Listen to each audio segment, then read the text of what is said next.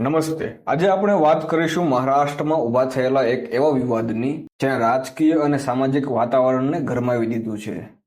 આ છે ભાષા વિવાદ. શું થયું? કેમ ચાલુ થયો આ વિવાદ? વિવાદે ઉગ્ર સ્વરૂપ ધારણ ક્યારે કર્યું? આ બધી બાબત જાણીશું આપણે આજે સરળ શબ્દોમાં. સૌપ્રથમ આપણે જાણીએ કે આ વિવાદ શરૂ ક્યાંથી થયો. તો મહારાષ્ટ્ર સરકારે 16 એપ્રિલ 2025ના રોજ ધોરણ 1 થી 5 સુધીમાં હિન્દીને ત્રીજી ભાષા તરીકે ફરજિયાત બનાવવાનો આદેશ પ્રસિદ્ધ કર્યો હતો. આ ત્રીજી ભાષા એટલે શું?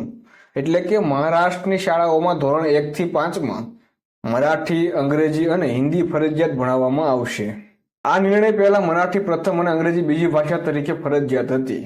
હિન્દીને ત્રીજી ભાષાના સરકારના નિર્ણયનો શિવસેના યુબીટી અને મહારાષ્ટ્ર નવનિર્માણ સેના દ્વારા ઉગ્ર વિરોધ કરવામાં આવ્યો. તમને જણાવી દઉં કે શિવસેના યુબીટીના અધ્યક્ષ ઉદ્ધવ ઠાકરે છે અને મહારાષ્ટ્ર નવનિર્માણ સેનાના અધ્યક્ષ રાજ ઠાકરે છે.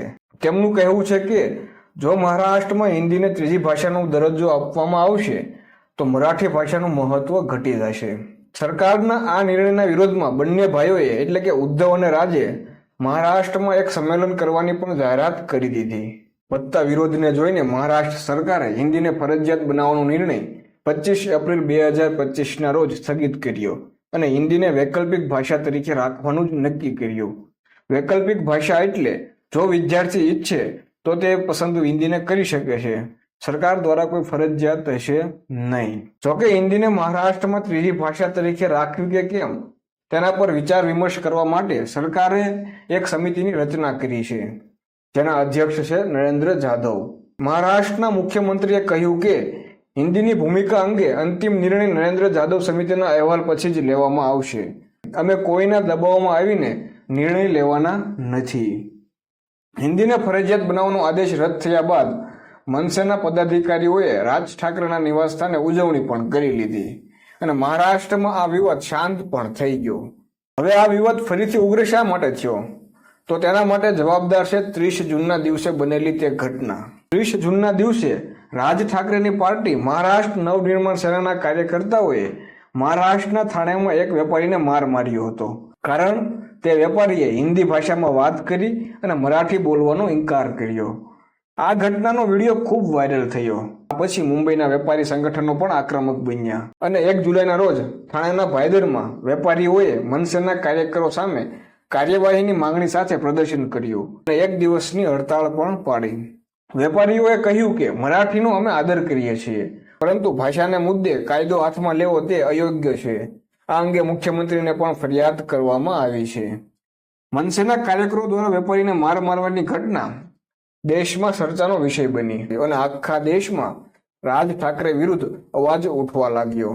આની વચ્ચે ઉદ્ધવ ઠાકરે અને રાજ ઠાકરેએ 5 જુલાઈ શનિવારના રોજ મુંબઈના વર્લી ઓડિટોરિયમ ખાતે મરાઠી એકતા પર મરાઠી વિજય રેલીનું આયોજન કર્યું, જેમાં રાજ ઠાકરે અને ઉદ્ધવ ઠાકરે 20 વર્ષ પછી એક મંચ પર આવ્યા. ત્યારબાદ મહારાષ્ટ્રમાં મરાઠી પરના વિવાદ વચ્ચે 8 જુલાઈના રોજ મહારાષ્ટ્ર નવનિર્માણ સેનાએ થાણેના ભાઈદરમાં પ્રદર્શન કર્યું. જોકે પોલીસે આ રેલી માટેની મંજૂરી આપી ન હતી.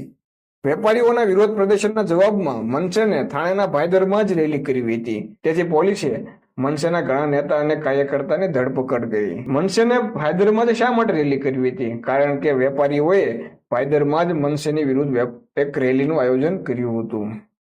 ભાષા વિવાદના આ ઘટનાક્રમ પછી મહારાષ્ટ્રના મુખ્યમંત્રી દેવેન્દ્ર ફડણવીસે પ્રતિક્રિયા આપતા કહ્યું કે ભાષાને લઈને મારપીટ કરવી અત્યંત ખોટું છે. અમે મરાઠી છીએ, મરાઠી હોવાનું અભિમાન અમને પણ છે. મહારાષ્ટ્રમાં મરાઠી બોલવી જોઈએ, જોકે વેપારીને મરાઠી ભાષા આવડવી જ જોઈએ એવો આગ્રહ રાખવો ખોટું છે. મહારાષ્ટ્રના પણ અનેક મરાઠી લોકો અલગ અલગ રાજ્યોમાં વેપાર કરે છે. તેમને પણ ત્યાંની ભાષા આવડતી નહીં હોય. તેમની સાથે પણ આવું જ વર્તન કરાશે કે? મહારાષ્ટ્રમાં આવા પ્રકારની ગુંડાગીરી યોગ્ય નથી. આવી ગુંડાગીરી કરનાર પર યોગ્ય કાર્યવાહી કરાશે. મહારાષ્ટ્રના આ ભાષા વિવાદ પર તમે તમારો અભિપ્રાય અમને કમેન્ટમાં લખીને જણાવી શકો છો.